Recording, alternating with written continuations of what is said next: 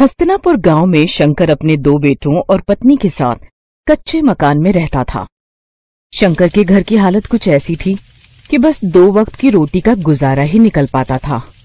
शंकर अपने बेटों को पढ़ा लिखाकर बड़ा आदमी बनते देखना चाहता था, इसीलिए वो दिन भर ईंट की भट्टी में मेहनत मजदूरी करता। उसका बड़ा बेटा अरुण जैसे ही अपनी पढ़ाई पूरी करता है तो वो अपने पिता से कहता है, पिताजी, अब मेरी पढ़ाई पूरी हो गई तो अब कल से मैं भी आपके साथ काम पर चलूंगा।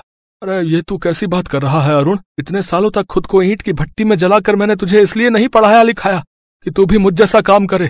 अरे मैं तो चाहता हूँ कि तू पढ़ लिख कर कोई बड़ी नौकरी करे, 2 पैसे कमाने के लिए मेरी तरह मजदूरी ना करे। और तू नौकरी के लिए शहर जाने वाला था ना, फिर क्या हुआ?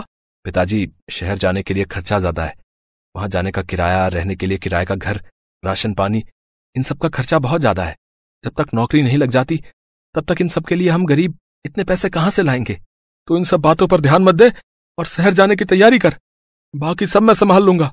अरुण के शहर जाने के लिए शंकर अपनी थोड़ी सी जमीन को बेच देता है और उन पैसों को अरुण को दे देता है। शहर पहुंचकर अरुण नौकरी की तलाश में जुट जाता है और 2 महीने बाद उसकी एक बड़ी कंपनी में नौकरी लग जाती है। उस कंपनी के मालिक की बेटी रिया वहां की मैनेजर थी। वो एक अमीर और घमंडी लड़की थी। अरुण का लंबा चौड़ा कद और गोरा रंग देखकर रिया उसकी दीवानी हो जाती है। ओहो वाओ, ये तो बिल्कुल मेरे टाइप का है, टॉल एंड हैंडसम। रिया उसके पास जाती है और बोलती है, हाय हैंडसम, न्यू ज्वाइनिंग, एम आई राइट? जी, आज मेरी ज्वाइनिंग है। क्या आप मुझे बता सकती हैं मैनेजर जी का कैबिन कहाँ है? मैं ही इस कंपनी के मैनेजर हूँ और ये कंपनी मेरे डैड की है। लेट्स गो, मैं तुम्हें तुम्हारा काम समझा देती हूँ। कुछ दिनों में दोनों में अच्छी दोस्ती हो जाती है और दोनों एक दूसरे के करीब आ जाते हैं। रिया को अरुण से प्यार हो जाता है। अरुण भी रिया को चाहने लगा था, लेकिन अपनी गरीबी के कारण वो चुप रहा। लेकिन आखिरकार एक रोज रिया अरुण को प्रपोज कर देती है। अरुण, आई लव यू और मैं तुमसे शादी करना चाहती हूँ।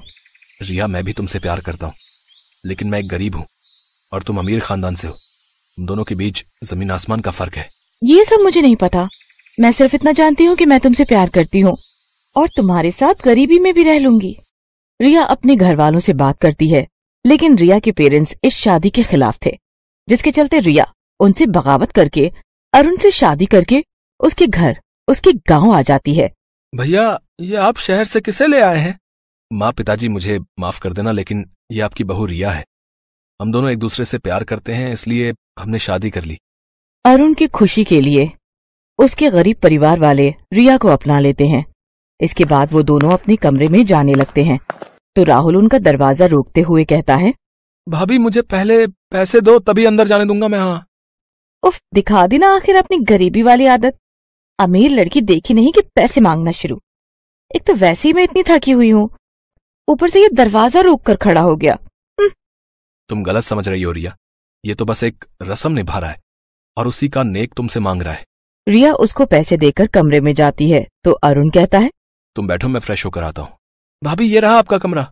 ओह गॉड, मैं यहाँ रहूंगी? इस कमरे की हालत तो झुग्गी झोपड़ी से भी गई गुजरी है। इससे अच्छे घरों में तो मेरे घर के नौकर ही रहते थे। यहाँ ना तो कोई इंटीरियर है, ना ही कोई लुक।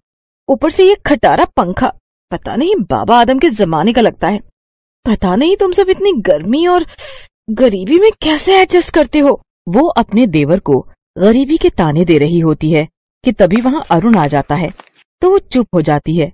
अगले दिन रिया नहा धोकर आती है तो उसकी सास उससे कहती है, नहा गई बहू, चल आज तेरी पहली रसोई है तो अब जल्दी से कुछ मीठा बना दे।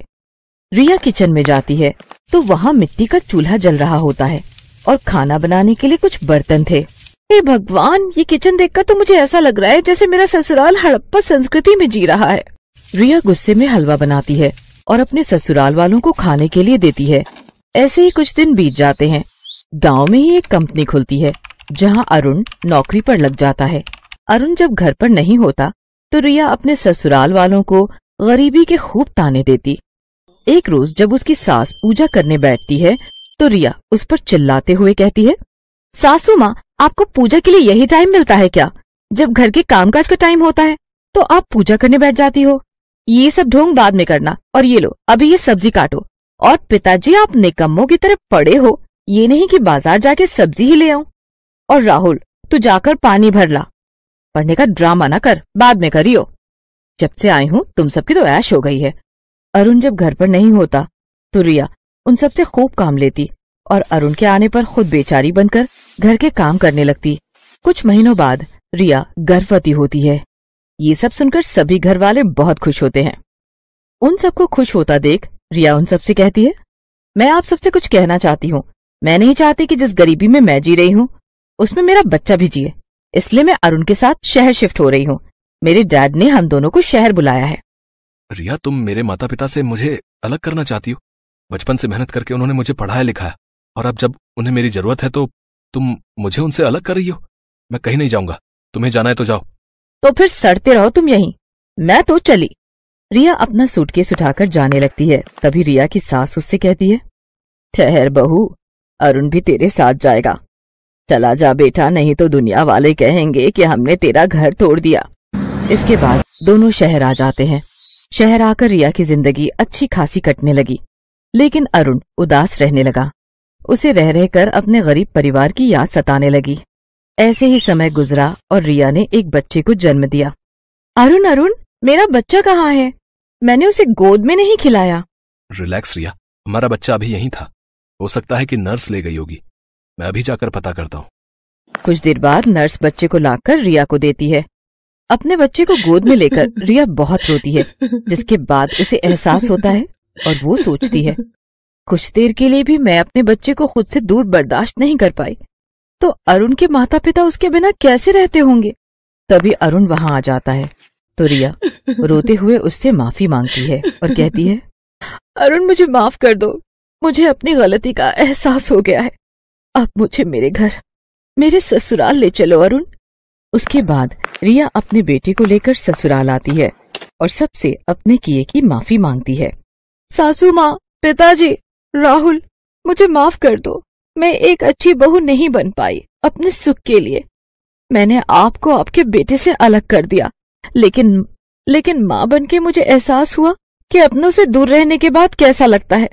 मेरा बच्चा अब इसी घर में खेलेगा जहां वो अपने दादाजी के कंधों पर बैठकर पूरे गांव में घूमेगा और अपनी दादी से खूब लाड पाएगा और चाचू के साथ खूब खेलेगा। मैं जानती थी बहू कि एक दिन तुझे अपनी गलती का एहसास जरूर होगा। जो भी हुआ उसे हम सब ने भुला दिया और तू भी भूल जा और अपनी जिंदगी की नई शुरुआत कर।